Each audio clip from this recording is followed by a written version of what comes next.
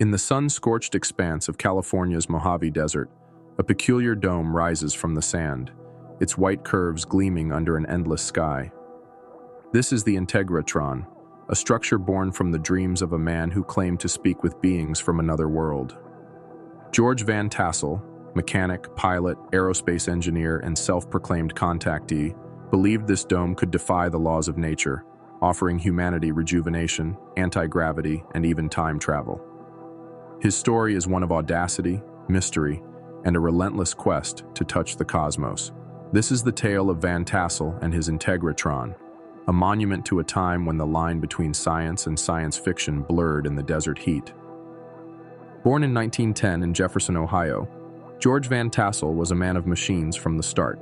As a teenager, he tinkered with cars. By his 20s, he'd traded wrenches for wings, earning a pilot's license and diving into the world of aviation. The 1930s saw him working for giants like Douglas Aircraft, Lockheed, and Hughes Aircraft, where he served as a flight test inspector under the enigmatic Howard Hughes. Working near Barstow, California, Van Tassel was immediately drawn to the desert climate, and it was there he met German-American Frank Critzer, who had carved out a cave home in the local landmark known as Giant Rock. During the height of World War II, Critzer, either due to his German heritage or his fondness for dynamite, possibly both, drew the attention of the FBI.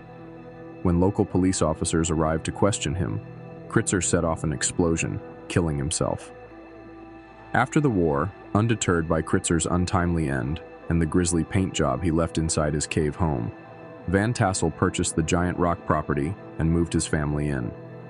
He opened a small airport and cafe, eking out a living under the desert sun. Everything changed on August 24, 1953.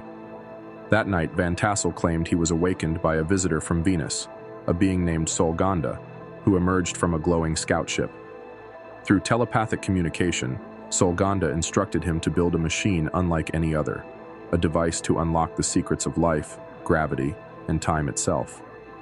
Van Tassel, a man grounded in engineering, now saw himself as a conduit for extraterrestrial wisdom. The 1950s were a fertile time for such claims. The Roswell incident of 1947 had ignited public fascination with flying saucers, and the Cold War fueled fears of otherworldly threats. Contactees, individuals claiming direct communication with aliens, sprang up across America, preaching messages of peace and advanced technology. Van Tassel stood out, not just for his charisma, but for his aerospace credentials. He wasn't spinning tales from a soapbox. He was a man who'd worked with Howard Hughes, now channeling the Council of Seven Lights from Venus. To spread his message, he founded the College of Universal Wisdom, a quasi-religious group, and began hosting the Giant Rock spacecraft conventions in 1953. These gatherings, held beneath the boulder's shadow, drew thousands, scientists, spiritualists, and seekers, all eager for a glimpse of the cosmic future.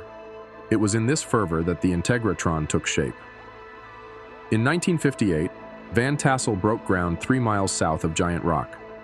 His project was guided by what he claimed were alien blueprints and Solganda's telepathic instructions. Jack, this was the result of a formula which was given to me by a man who landed a ship at my airport in 1953. And we put this formula under research, tested a number of experiments on a bench in a good electronics lab in Chicago, and we produced phenomenal results with evidence that we should do it on a larger scale in order to be able to do more with it. And this evolved out of something that started in 1953 into a 4-story high machine that we're working on down there today. Van Tassel was also inspired by Moses' tabernacle, Nikola Tesla's electromagnetic theories, Lakhovsky's multiple-wave oscillator, and A.D. Moore's work on electrostatic generation. The Integratron was a 58-foot diameter, 38-foot-high wooden dome, built without nails to avoid magnetic interference. Constructed from Douglas fir plywood over 16 laminated arches, it was a marvel of craftsmanship, costing $150,000, over $1.5 million in today's dollars. Van Tassel funded it through donations, convention proceeds, and his newsletter, Proceedings, rallying supporters who believed in his vision. The dome's purpose was as ambitious as its design. Van Tassel claimed it would serve three extraordinary functions. First, it would rejuvenate human cells, using a high-voltage electrostatic field to recharge the body and reverse aging, extending life indefinitely. Second, it would achieve anti-gravity, harnessing Earth's geomagnetic field to lift objects or propel craft, mimicking the UFOs he claimed to understand. Third, it would enable time travel, creating a time zone through a rotating mechanism that could access past or future events. Remember. Will you tell me now? The Yeah. formula for a time machine. F equals 1 over T. F equals 1 over T. F being frequency and T being time. And this enables me to go back to the time of Caesar's armies conquering Britain. Well, it would enable a mathematician to work this out, yes. And why hasn't this been acclaimed like Einstein's E equals mc squared? Well, why hasn't the fact that the United States government's been flying anti-gravity ships since 1956 been acclaimed?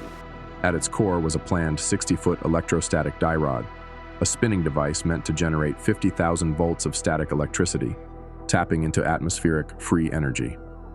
Van Tassel likened the Integratron to a cosmic battery, a tabernacle for scientific and spiritual breakthroughs. Construction was a labor of love, spanning 2 decades.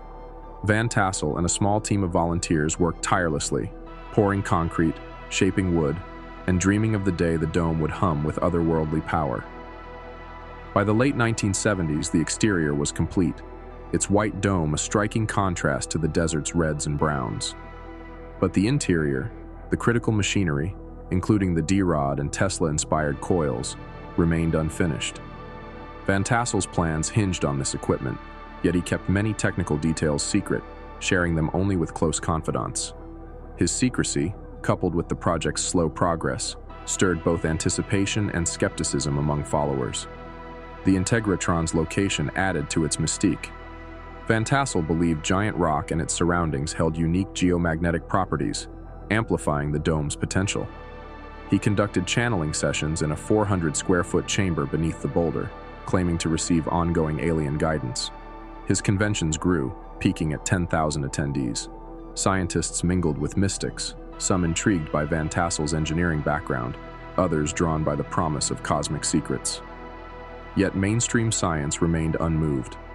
The Integratron's claims of cellular rejuvenation, anti-gravity, time travel lacked empirical evidence, defying general relativity and thermodynamics. Critics questioned whether Van Tassel was a visionary or a charismatic opportunist. As the 1970s drew to a close, Van Tassel stood on the cusp of completion. The Integratron was nearly ready, its opening planned for early 1978. But fate intervened.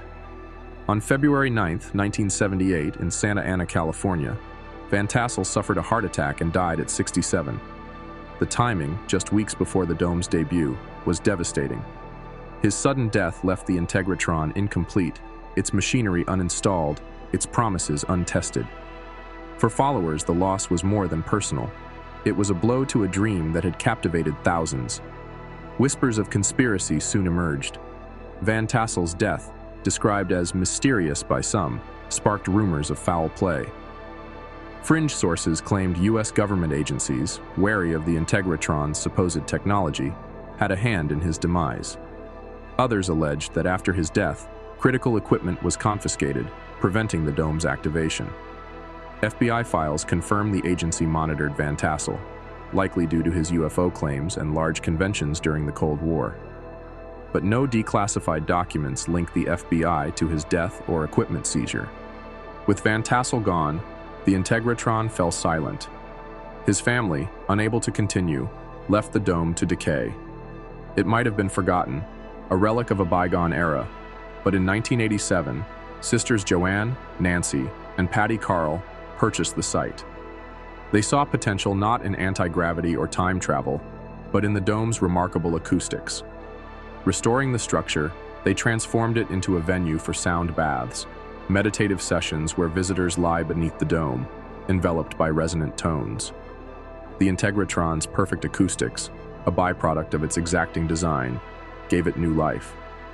Today, it draws tourists, artists, and spiritual seekers, a far cry from Van Tassel's cosmic ambitions. Van Tassel's legacy is complex.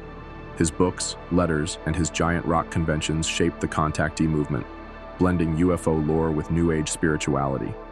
Giant Rock remains a pilgrimage site, its chamber now inaccessible, its airport and cafe long gone. The Integratron, once a symbol of extraterrestrial promise, is a cultural landmark, its white dome a testament to a man who dared to dream beyond the stars. Yet science offers no support for his claims. The Integratron never rejuvenated cells, defied gravity, or bent time. Its electrostatic theories, rooted in Tesla's work, lack a mechanism to achieve such feats, and Van Tassel's reliance on alien guidance places him firmly in pseudoscience. Still, there's something enduring about Van Tassel's story. In the 1950s, when humanity first reached for the moon, he imagined a future where we could transcend our limits. His aerospace expertise gave his visions a veneer of plausibility, and his charisma drew thousands to the desert.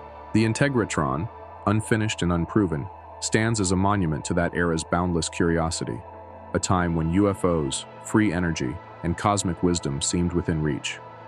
Van Tassel was a product of his age, a man who saw the universe not as it was, but as it might be. As we gaze at the stars today, his dome reminds us to question, to dream, and to seek the truth, even in the strangest of places.